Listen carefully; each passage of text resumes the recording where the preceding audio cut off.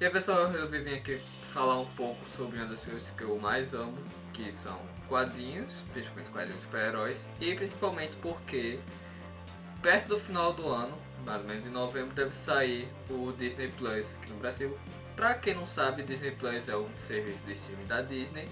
Disney é essa que é dona da Marvel, e dentro do Disney Plus a Marvel vai lançar muitos conteúdos exclusivos, como séries que irão se conectar com os filmes do universo cinematográfico da Marvel. E entre essas séries, muitas são com personagens que já vieram dos filmes, como a Feiticeira Escarlate, o Gavião Arqueiro, o Visão, o Falcão, o Soldado Invernal, o Loki e por aí vai. Mas eles anunciaram mais recentemente as últimas séries com personagens completamente novos, que eu sinceramente acho eles incríveis, mas como os quadrinhos ainda são um nicho, eles não são muito bem conhecidos pelo grande público. Então eu resolvi fazer esse vídeo fazendo como uma espécie de dossiê sobre quem são esses personagens que vão surgir como personagens de série de TV, mas que já está confirmado que eles também irão migrar para o cinema após a estreia de suas respectivas séries. Então eles estão a um passo de se tornarem conhecidos pelo mundo. A primeira personagem que eu irei falar é sobre a Mulher Hulk, também conhecida como Jennifer Walters. Ela é uma renomada advogada de Los Angeles que está no meio de um caso de derrubar um grupo criminoso de sua cidade, até que ela acaba sendo uma vítima de atentado e beira a morte, sendo salva por uma transfusão de sangue de seu primo, Bruce Banner. E para quem não percebeu, Bruce Banner é o Hulk. E quando ele faz a tal transfusão de sangue para sua prima, seu sangue está recheado de radiação gama. Ou seja, depois dessa transfusão, Jennifer acaba ganhando os poderes do Hulk e se torna então a Mulher Hulk. De início, ela é basicamente uma versão feminina do Hulk, pois nessa época, como uma espécie de estratégia, o Stan Lee, que como editor da Marvel, meio que criou versões femininas de seus personagens para impedir que a concorrência criasse já esses personagens, como se uma espécie de cópia, uma espécie de segurança. Então a Mulher-Aranha também surgiu desse contexto, e muitos outros personagens que são de primeira vista apenas uma versão feminina do herói masculino. E a Mulher Hulk se encaixa muito nisso, porque de início ela era o Hulk, a Jennifer, se transformava assim que estivesse com raiva e perdia sua sanidade, se tornava um monstro controlável forte e por aí vai. Porém, com o passar do tempo, a Mulher Hulk foi ganhando sua própria personalidade e as suas características que a distanciam de seu primo e a tornam uma personagem muito mais interessante e cativante. Que de primeira viagem ela consegue ter o controle de quem ela é quando está transformada. Então ela mantém-se inteligente e mantém sua sanidade. É muito semelhante com o Hulk no Vingadores Ultimato. A Mulher Hulk já faz aquilo faz muito tempo. Isso ela se muda de Los Angeles para Nova York e lá ela realmente começa a sua carreira como super heroína. E também diferente de Bruce Banner, ela sente um certo orgulho de sua forma Hulk, de sua pele verde. Então ela faz questão de estar sempre com a forma Hulk, porque ela prefere estar daquela forma.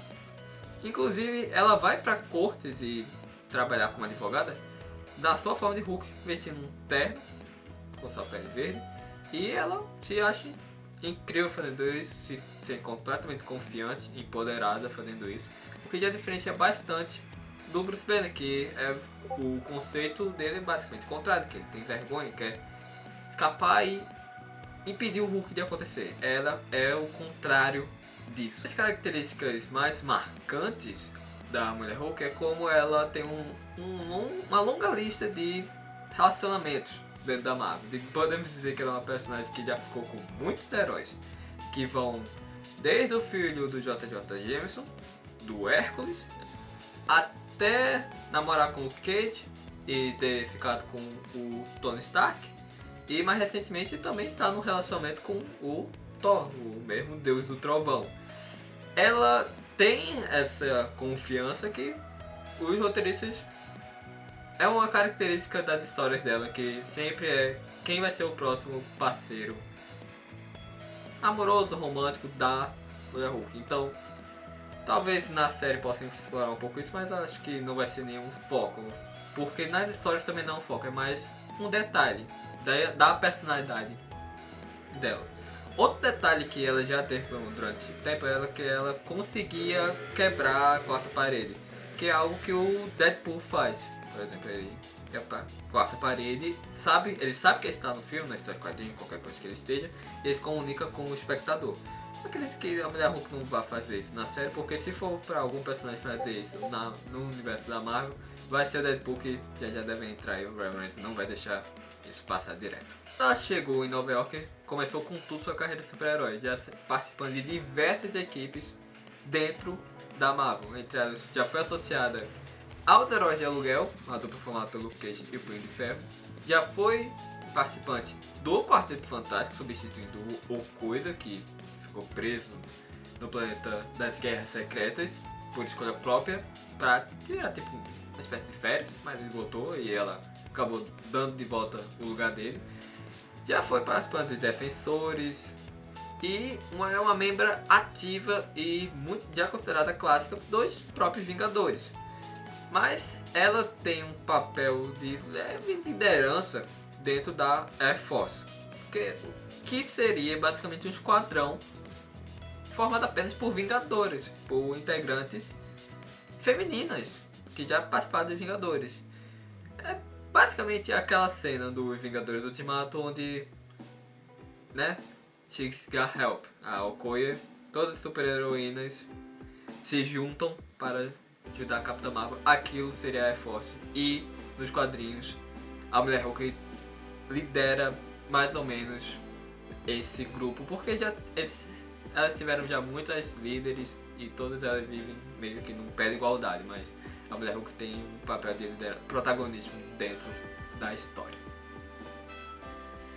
E com tudo isso em mente, a série dela deve ter um teor um pouco mais cômico, por conta do contraste dela como ser a Mulher Hulk, mas ainda com sua personalidade, ainda sendo uma advogada que trabalha do jeito que é ela e não ter nenhum problema com isso.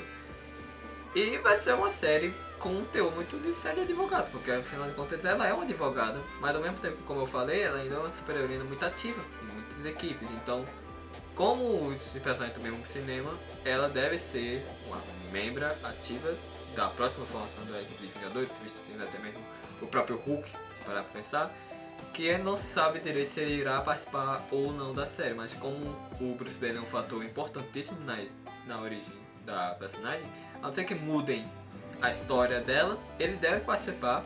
Tem rumores que ele vai participar, então Deus cruzado que a gente vai ver o Hulk mais uma vez, agora com a prima dele, que deve ser aquela que deve passar o bastão, algo que deve ser muito presente nos próximos filmes e séries, porque infelizmente os atores não vivem para sempre, que nem os desenhos dos personagens dos quadrinhos. Então isso é necessário e eu sinceramente acho que isso é muito legal, porque você vai crescendo junto com a história. Os personagens têm início, meio e fim, e novos personagens vão surgir. E isso já é o que eu gosto de quadrinhos e eu vou gostar ainda mais de ver isso no cinema. Então nós temos o segundo personagem que está para ganhar uma série, que seria o Cavaleiro da Lua.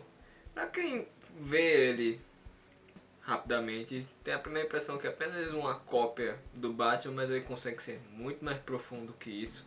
E sinceramente, com certos aspectos que o tornam um personagem muito mais interessante também que o próprio Batman. O Spectre é um filho de rabino, vem de uma família que fugiu da Segunda Guerra, se refugiando nos Estados Unidos e teve sua criação com muitos ensinamentos moralistas e tradicionais vindos de seu pai. Porém, enquanto ele ficava mais velho, nunca entendeu o jeito que o pai dele agia em relação aos horrores que sua família passou. Então, quando atingiu a idade adulta, ele tomou a decisão de rejeitar todos os ensinamentos que o seu pai lhe deu e partir numa jornada de pseudo-vingança a todo o ódio que foi causado contra sua família, entrando então na CIA, também sendo um marinheiro, até que depois de um certo tempo se estabeleceu como um mercenário. Durante uma missão no Sudão, quando foi contratado por Raul Bushman, ele tinha o objetivo de encontrar um antigo sarcófago egípcio que Raul estava buscando com deveras intensidade. Tanto que Mark acaba descobrindo as atrocidades que seu contratante estava fazendo, como matar toda uma aldeia e de estar constantemente torturando um dos arqueólogos dessa aldeia para ele lhes dar informações sobre o sarcófago. Após Mark descobrir isso, ele tem conflito direto com o seu contratante, porém é derrotado e deixado para morrer no meio do deserto. Mas com os últimos esforços ele consegue se arrastar até a tumba onde estava o sarcófago perdido. Então a filha do arqueólogo que Mark foi lutar pela vida acabou encontrando na tumba Jazz morto lá dentro e fez uma espécie de ritual em sua homenagem, fazendo com que pouquíssimo tempo depois o deus egípcio da lua Khonshu surgisse e trouxesse Mark de volta à vida, tornando ele então seu próprio cavaleiro. E foi assim que ele se tornou realmente o Cavaleiro da Lua, voltando à vida dada às graças de Khonshu. Ao fazer isso, Khonshu também cedeu poderes a Mark, sendo eles uma extrema resistência à dor, uma certa super força, um leve fator de cura e, claro, combinado com toda a sua expertise e habilidades que ele já tinha desde antes como mercenário. Mas aí que vem o diferencial dele. Ele é o Cavaleiro da Lua e Khonshu é o deus egípcio da Lua. Então suas habilidades vão variar de acordo com as fases da Lua. Ou seja, se ele estiver numa noite de lua cheia, serão quando suas habilidades estarão no ápice, onde terá super força. Ele será uma máquina, uma besta, digamos assim. E vai variando em relação aos estágios da Lua, como Lua Nova e por aí vai. E uma das coisas mais legais do Cavaleiro da Lua é que ao voltar para Nova York, na sua jornada contra o crime, ele acaba desenvolvendo diversas personalidades. E uma das personalidades é o milionário Steve Grant, que, usando o dinheiro que ele ganhou durante todo o seu tempo como mercenário, ele desenvolve uma pequena fortuna e toma esse alter ego desse milionário, ao mesmo tempo que ele também age como um taxista, denominado de Jack Lockley. E também, é claro, uma quarta personalidade, contando com a dele própria de Mark Spector, que seria o próprio Cavaleiro da Lua. Por que ele faz isso? Porque para ele, ao fazer isso, ele estaria presente em todas as frentes de combate contra o crime. Como o Steve Grant, ele estaria no topo da corrupção da cidade, onde estão os magnatas, os chefões, e lá ele teria uma noção dos crimes de alto escalão que ocorrem e para poder combater, como o Cavaleiro da Lua. E ao mesmo tempo que, como o Jack Lockley, ele também teria uma noção dos subúrbios das ruas de Nova York, fazendo corridas para mafiosos, traficantes, bandidos, para também com o mesmo intuito de combater tudo isso como o Cavaleiro da Lua. Como eu disse mais cedo, ele tem muitas semelhanças com o Batman, principalmente na questão dele também ser um milionário, ele também ter veículos variados da Lua, como o Batman tem variedade de morcego, mas o Cavaleiro da Lua ele é uma história muito mais psicológica do que muitas histórias do Batman. Existem histórias do Batman que tratam de ser psicológico, mas em relação às que, em comparação às que tem do Cavaleiro da Lua, são mínimas, porque o Cavaleiro da Lua se baseia nessa questão psicológica, tanto que existe uma dúvida constante nas histórias se os poderes dele são realmente uma dádiva do deus Khonshu ou se é um resultado de sua esquizofrenia, como se fosse uma auto-hipnose. Ele se convence que ele tem aqueles poderes, então seu corpo meio que obedece. Então existe essa questão constante na história dele que deixa o personagem ainda um pouco mais perturbado. Até porque com o passar do tempo ele já adquiriu outras personalidades de outros heróis que ele conviveu, como o Homem-Aranha, o Wolverine e o Capitão América. Ou seja, não bastando as 4 personalidades que ele já tinha, ele adicionou essas 3. E quando ele acessava elas, assim, ele agia semelhante a como o Homem-Aranha age e também com sua habilidade e movimentos. Quando o Wolverine ele virava basicamente uma besta com raiva e também se movia semelhante ao Wolverine. E quando tinha a personalidade do Capitão América, ele virava Capitão América, altruísta, basicamente. Então essa é uma questão bastante importante dele, que deve ser bastante presente na série. Eu espero que seja, porque senão vai tirar grande parte da graça do personagem e deve ser muito interessante ver ele sendo tratado na série com uma boa edição, um bom roteiro e por aí vai. O Cavaleiro da Lua não é um personagem muito social, digamos assim, mas ele já fez parte de algumas equipes, como os Filhos da Meia-Noite, que são a equipe formada por heróis místicos da Marvel, como Blade, Motoqueiro Fantasma, Punho de Ferro, Doutor Estranho e tudo mais, para resolver problemas místicos, porque o Cavaleiro da Lua é, teoricamente, né, místico, aquela questão de não saber muito certo, mas ele provém do panteão egípcio. E na Marvel é comum todos os panteões meio que coexistirem. O cristianismo, o judaísmo com o Motoqueiro Fantasma, o mitos nórdicos com Thor, os gregos com Hércules, os egípcios com o próprio Cavaleiro da Lua. Então é uma possibilidade e ele está dentro dessa equipe. Assim como ele também já participou dos Vingadores da Costa Oeste, sendo liderado pelo Gavião Arqueiro, uma fase bem, digamos assim, engraçada. E a convite do Capitão América, ele já fez parte dos Vingadores Sombrios, que é uma subdivisão dos Vingadores para missões por baixo dos panos, tipo, não oficiais. E também já fez parte da própria equipe principal dos Vingadores, porém, em um episódio de Insanidade, ele acabou entrando em um conflito direto com o Doutor Destino, que causou uma confusão inacreditável. E após esse episódio, ele se demitiu dos Vingadores, queimou sua identificação e seguiu novamente sua carreira solo. E é o que ele geralmente faz. Que diferente do Batman, que fala que também só trabalha sozinho, mas tem 40 membros numa Bat-família, que vai desde o Robin até a Bat-Vaca. E sim, existe uma Bat-Vaca, pode precisar, porque eu não vou fazer um vídeo sobre isso. Então, ele trabalha muito sozinho, mas, claro, sempre age em conjunto quando a situação se prova necessária. Algo que deve também acontecer tanto nos cinemas quanto na sua série também. A terceira personagem que eu temos para falar, ela surge em um contexto um pouco diferente dos outros, que é a Kate Bishop, também conhecida como a Gavião Arqueira. Ela, ao invés de ter uma série 100% dela, como os outros personagens, ela surgirá na série do Gavião Arqueiro, já confirmado que ele e ela terão uma associação de mentor e aprendiz semelhante a nos quadrinhos. Mas quem é de fato Kate Bishop? Kate vem de uma família muito rica, tendo seu pai como uma figura de admiração, sua mãe morta desde muito cedo por uma causa que ela desconhece, e também tendo uma irmã mais velha, que ela tem um relacionamento, digamos que, complicado.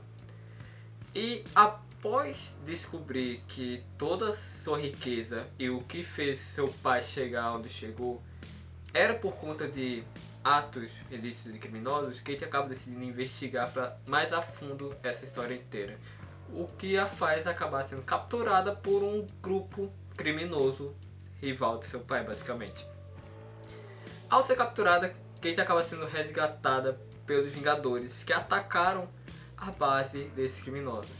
E durante esse resgate, um indivíduo chamou a atenção dela mais do que todos ali, que apesar dos Vingadores serem super seres, um humano normal conseguia se destacar entre eles apenas pelas suas habilidades, sendo ele Clint Barton, o Gavião Arqueiro. Após descobrir a verdade de sua família, ela decide abandonar todo o legado e não aceitar aquele dinheiro ilícito, sujo, que agora estava para ser herdado por ela e sua irmã. Então, abandonando o seu nome, deixando seu pai para trás como ídolo, então adotando um novo modelo a seguir, sendo esse o Gavião Arqueiro. Sendo assim, ela acaba se afiliando aos Jovens Vingadores. Os Jovens Vingadores, como o próprio nome já diz, são uma equipe formada por heróis mais novos, como adolescentes, que se categoriza como Vingadores. E os Jovens Vingadores acabam se vendo numa situação de reféns durante o casamento da irmã mais velha de Kate, vira toda uma situação muito mais complexa. E Kate acaba resgatando todos eles. E então, assim, tomando a alcunha de Gavião Arqueira oficialmente, já que Clint estava morto nessa época, ingressando os Novos Vingadores como uma das suas principais membros, sendo até um papel de liderança e, em certos momentos, financiando a equipe com o dinheiro de sua família. Porém, antes disso, aconteceu um episódio tanto quanto traumático na vida de Kate, que foi enquanto ela andava no Central Park, ela acabou sendo abusada sexualmente por um homem. E após esse trauma, ela decide treinar ao máximo na questão da defesa pessoal, das artes marciais, o combate com armas brancas e principalmente com arco e flecha, inspirada pelo Gavião Arqueiro, a fazer se tornar a lutadora extremamente habilidosa que mais pra frente vai salvar os Jovens Vingadores e também se tornar uma pessoa com esse senso de justiça que não vai deixar essa injustiça acontecer com mais ninguém e está sempre disposta a se pôr na frente dos outros, não apenas quando está lutando contra vilões, mas também está sempre disposta para ajudar as pessoas mais carentes e necessitadas tanto de dinheiro, de fome e qualquer coisa do tipo. Porém, como são os quadrinhos, o Gavião Arqueiro acabou voltando à vida um pouco tempo depois disso e ele finalmente conheceu Kate.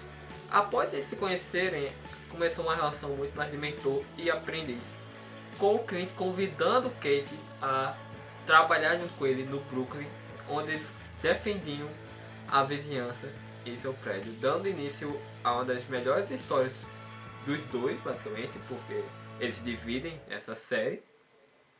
É uma das mais premiadas e bem criticadas dos quadrinhos da Marvel dos últimos anos, que deve ser inclusive a base da série de TV, já que é uma questão muito mais urbana, com eles tendo que defender um prédio que o Gavião Arqueiro é dono e sendo toda a dinâmica deles lidando com mafiosos, criminosos, cuidando desde ajeitar o encanamento de um apartamento quanto derrubar toda uma máfia com super vilões e tudo mais.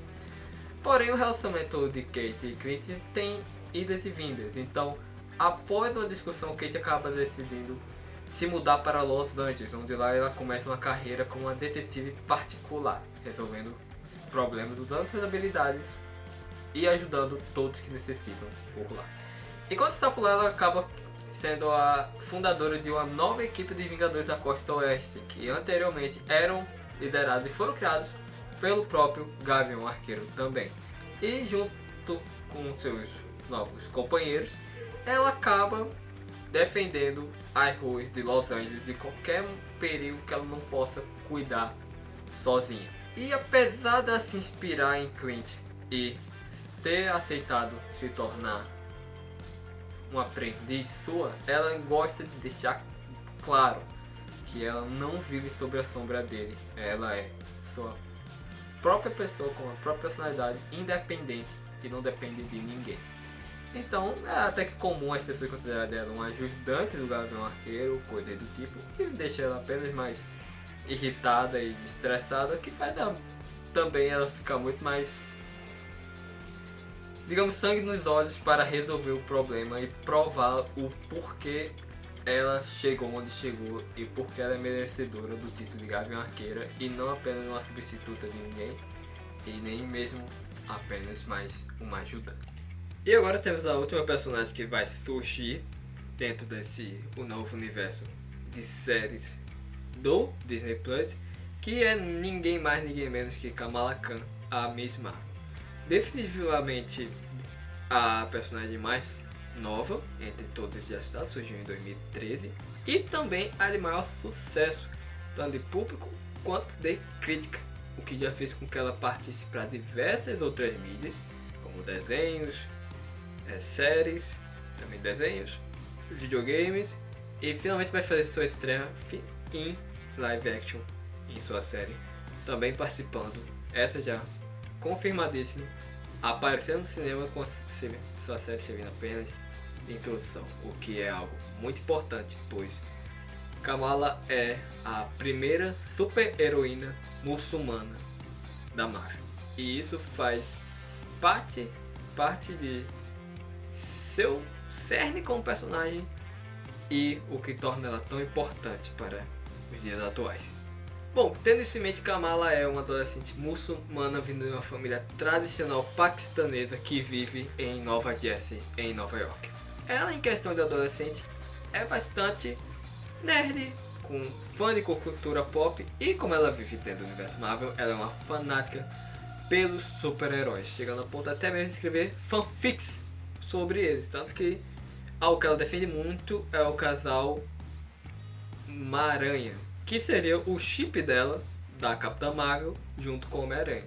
E por falar em Capitã Marvel, desculpe, ela tem Carol Danvers como sua maior ídola. O pedestal máximo dela é a Capitã Marvel, e isso é muito importante também para sua personagem, já que ela acaba tomando a alcunha de Miss Marvel, que era o título que Carol usava antes de se tornar a Capitã. Kamala tem uma clássica relação de adolescente com sua família, e que tem uma dinâmica diferente do que estamos acostumados, porque eles são de uma cultura diferente. Eles são muçulmanos, vindos do Paquistão, e tem seu pai e sua mãe que são bastante tradicionais em questão disso, e seu irmão mais velho que é bastante devoto a tudo que acreditam. Kamala, apesar de não ser tão religiosa quanto o resto da sua família, ainda segue os preceitos e é uma seguidora dos ensinamentos e tudo mais, tanto que não come carne e tudo mais, tanto que tem uma cena maravilhosa logo na introdução dela que ela fica com inveja porque ela fica apenas sentindo o cheiro do bacon, porque ela sabe que ela não pode comer porque vai contra os ensinamentos dela, e ela fica apenas sentindo o cheiro e já se sente satisfeita. E isso também demonstra muito a personalidade dela, que ela tem uma personalidade magnética, carismática, muito carismática e muito relacionável, porque ela tem os problemas da idade dela, tem 16 anos, então ela tem os problemas da idade, do colégio, de se relacionar, tem poucos amigos e tudo mais, e algo que já fizeram muitas comparações é do impacto dela, é de como ela é um Homem-Aranha da nova geração. Não em quesito de substituir o Homem-Aranha, mas do impacto cultural que ela teve nos jogos. Quando o Homem-Aranha surgiu, ele era realmente um adolescente no colégio, sendo lido por adolescentes no colégio. Então muitos dos problemas que o Homem-Aranha passava naquela época, na década de 60, eram os problemas que os adolescentes também passavam. E com o tempo o Homem-Aranha foi crescendo. Hoje em dia nos quadrinhos já é um adulto, ele já tem outros problemas, de ter que pagar conta e tudo mais. Nos cinemas ele meio que voltou à idade. Também temos o Miles Morales do Aranha-Verso com isso, mas a Kamala veio com esse frescor novo, não apenas por trazer esses mesmos sentimentos, mas por ela ser uma personagem feminina, ela traz uma nova gama de questões de problemas que o Peter Parker não tinha, justamente por ser um menino branco. A Kamala é uma menina negra que não só tem as mesmas questões que o Peter Parker tinha, ela também tem uma nova gama muito mais atual e importante para ser discutida hoje, com tudo com a leveza e muito bem escrito para sua personagem, que a fez se tornar tão famosa e de sucesso dentro dos quadrinhos. A Kamala acabou ganhando seus poderes após fugir para uma festa que não deu muito certo para ela e acaba resolvendo voltar sozinha para casa, meio que deprimida. Ela acaba entrando em contato com a névoa de Terrigen, então se descobrindo como uma inumana.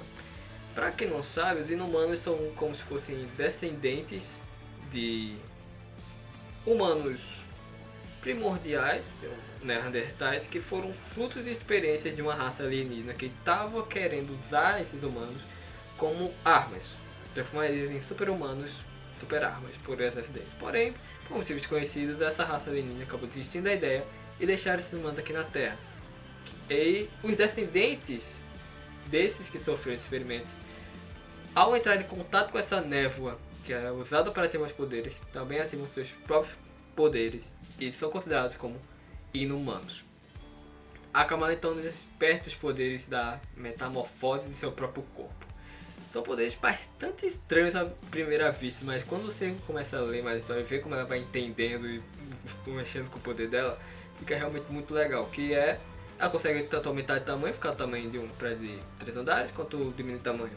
Então, polegar, aumentar o tamanho do braço, se esticar e tudo mais. E com isso, claro, vem uma super força, super resistência, porque o corpo dela consegue se formar e se adaptar ao dano. E um fator de cura sempre quando ela volta para o seu estado normal. Então, tipo, ela tá gigante, ela toma um montão de dano, tá doendo. Então ela tem que voltar para o estado normal dela para ela conseguir se recuperar para poder fazer tudo de novo. E dentro desses poderes ela também consegue alterar outras coisas do corpo, como cor dos olhos, cor da pele, cor do cabelo. Tanto que a primeira reação dela ao ganhar esses poderes é se tornar igualzinha a Carol Danvers, a Capitã Marvel. Branca, olhos azuis, loura, porque isso era o ideal para ela. Só que após um tempo assim, ela percebe que aquilo não é realmente ela. E depois dela salvar sua primeira pessoa, ela também realiza como ela agora faz parte de uma coisa muito maior. E de como ela agora também faz parte do mundo que ela sempre admirou. Então ela resolve ser ela mesma dentro daquilo. Então ela desenvolve um uniforme que é inspirado nos trajes tradicionais muçulmanos. Toma a alcunha que estava vaga da Miss Marvel, desde que a Carol se tornou a Capitã Marvel. E se torna a protetora de Nova Jersey, como a magnífica Miss Marvel. Assim como essas suas histórias, ela realmente passa por poucas e boas e chega até a trabalhar com alguns seus ídolos, como o Homem-Aranha e o Wolverine e por aí vai. Até chegar a conhecer a Carol Danvers um pouco mais pra frente e receber a bênção dela para realmente manter seu. Mas as histórias da Kamala não se focam realmente no dela tem que derrotar um vilão, tanto que os vilões dela, um do vilão dela é uma calopsita super inteligente que inventa robôs. Esse mesmo que acabou de ouvir, uma calopsita. Mas o importante não é o que o vilão dela é uma calopsita que ela tem que lidar. O problema é como ela vai lidar com uma novata, como ela vai entender isso tudo, ela tá entrando de cabeça nisso tudo. Como ela vai lidar isso com a família, como vai lidar com os amigos, melhor amigo gosta dela. Ela não sabe, mas ele ainda ajuda ela, então tem todas essas questões que são muito mais, dentro do contexto, muito mais interessantes do que ela ter que realmente bater no vilão. É tipo um utensílio que ela tem que passar enquanto ela tem que resolver todos os seus problemas pessoais também. É o que torna as histórias dela diferentes do que está agora usual na Marvel, tanto nos quadrinhos quanto no cinema, que fazem ela brilhar tanto. Mas ao mesmo tempo ela ainda tem a sua parte super-heróica e com o passar do tempo e sua popularidade aumentando, ela foi participando de várias equipes. Ela acabou ingressando também nos próprios Vingadores, que foi sempre o seu sonho. Porém, devido a alguns desentendimentos, ela acabou saindo dos Vingadores e criando sua própria equipe onde ela é a líder, chamada de Os Campeões, e que são formados apenas por super-heróis adolescentes, mais jovens. Os principais integrantes são ela, mesma Kamala Khan, o Miles Morales, Homem-Aranha, para quem viu Aranha Verso, ele é o protagonista, e o Nova Sam Rider. O Nova é um herói mais conhecido, mas para quem viu Guardiões da Galáxia, o exército de Guardiões da Galáxia são os Nova. E o Nova seria como se todo o exército acabasse só sobrasse um. E é um manto passado. Então, um adolescente que agora está com esse manto, ele também faz parte. E vai alternando os membros. Vão entrando outros, saindo os um. Mas eles mantêm um padrão de heróis adolescentes resolvendo problemas menores que meio que Vingadores não prestam atenção. Problemas das pessoas comuns. Bom, chegamos ao fim, não teve como falar tudo sobre os 4 personagens, mas a intenção do vídeo mesmo era passar pelos pontos e aspectos principais de cada um de uma forma resumida. E eu vou ver se eu consigo deixar na descrição do vídeo alguma das séries principais de cada um, principais no sentido de melhor lugar para começar a ler sobre eles, para caso você tenha interesse em conhecer mais. E também eu vou selecionar os quadrinhos que eu imagino que vão ter o aspecto que as séries vão seguir, que eu acho que as séries devem pegar a inspiração a partir dali. Então agradeço se você viu o vídeo inteiro, chegou até aqui, e obrigado pela sua atenção. Até mais.